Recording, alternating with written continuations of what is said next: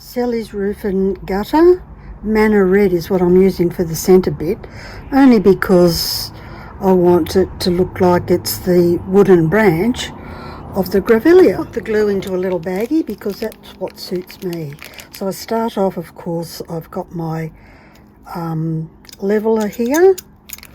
This will be the little base that I use to stick into the space I left on the pot, and then the flower just sits on the top.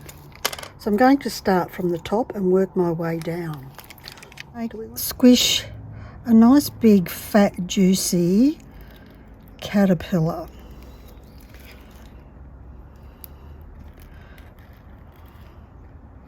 Which will make the glue bed. And I'm going to look for these shapes that mostly have points on each end.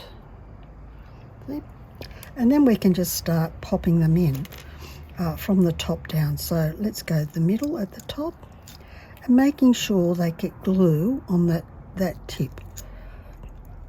It doesn't have to be hugely voluminous on the first round because we're going to build it up from the middle.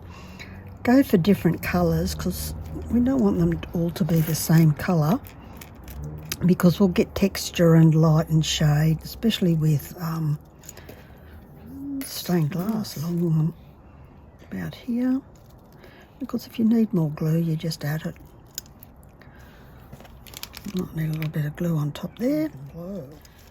Now we want to sort of make a little bit of a change the direction they're sitting, because we don't want them all to be lying flat. Grevilleas don't do that.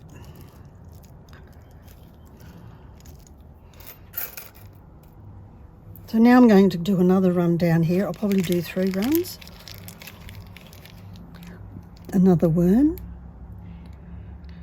So if you were using cement-based adhesive, you could do the same thing. I've not used cement-based adhesive, so I can't really tell you how that works. So now I'm just going to lie a few more in. I might turn this one upside down a bit. Yellow.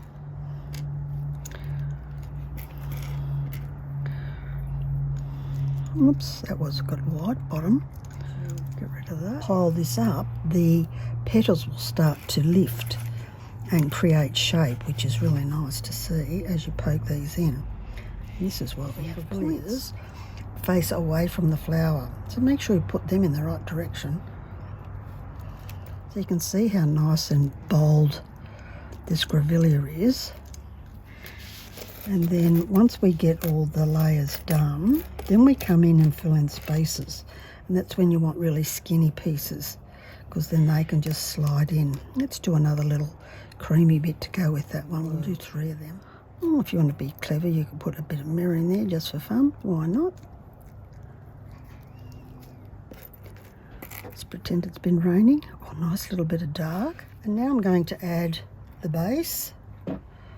And I've got my green bits over here for the base. Remember, we did the base that sits into the pot. So it's like a little tile, if you like, a 3D tile.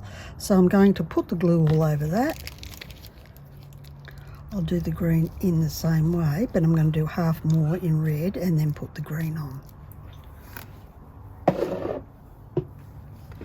Okay, now I'm ready to do the green part. So think of a lot of Australian natives have a sort of a bluey grey green, sort of in between green and teal. That's what our bush looks like. Sort of grey but blue and green. And that doesn't make any sense until you're really used to seeing it. Don't worry about weird shapes like that, because that's just going to fit quite happily in there. So don't think, oh, that's a weird shape, toss that out. So you can see these are happening here. And the other thing you'll see is we're starting to get globby because we're getting close to the end. This is where we use these to do the edges. And of course, remember, we can cut any of this more in there. And of course, I will want to clean it up tomorrow. And if I need to put a little bit more in, then I will. Then what you do is you turn it around. This is the most important bit. And then you look down there and see if there's any gaps. And that's where you fill it up. So if there's a gap down there that's probably got glue in the bottom, find a really skinny piece like this and stick it in there. This is what makes it nice, fat and full. I should have glued it on the end there. So, and then tomorrow when the light is better, I'll have another look, and if need be, I shall add more to it. So here's a gap here. This is empty spaces. Don't like it? No, we need to fill it. Let's find it. Just the right special piece for that. Ah, look at this. See, they're just there waiting for you. So that will just work perfectly in that gap. So no gaps. When you think you're happy with it, then just press it together to the shape it needs to be. I'll fine tune this when I glue it, and I'll do some cleaning tomorrow. There's a little tiny little gap there, so we'll use this bubba bit and we'll pop that in there. No gaps.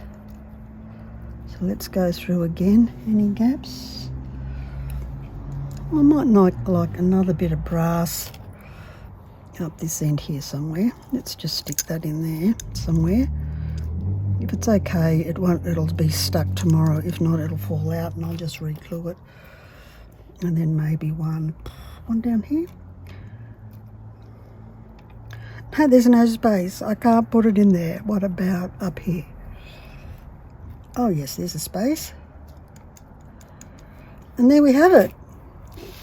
Peel it off tomorrow and model it on the pot. Now I'm going to do the other one because remember I needed 3. So here we have the 2 Grevilleas made on their tray. So now there's a gap there. Let me just squish that over. So now they'll go into the bathroom and cure overnight because I'll never cure outside. It's way too cold. So hopefully that's inspired you to have a go at making Grevilleas. Australia.